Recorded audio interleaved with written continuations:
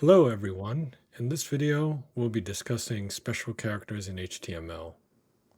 Special characters are characters that have special meaning in HTML and need to be represented in a special way in order to be displayed correctly on a web page.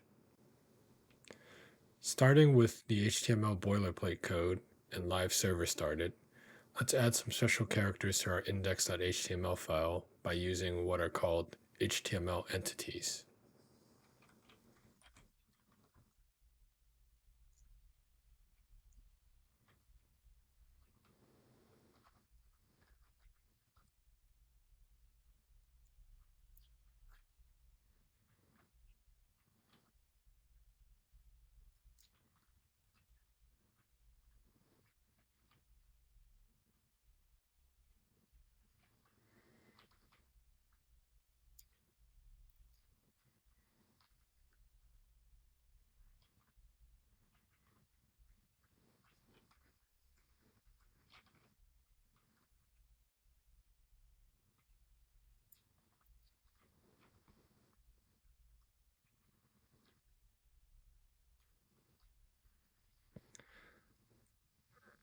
You should see the trademark symbol and the copyright symbol displayed on your page.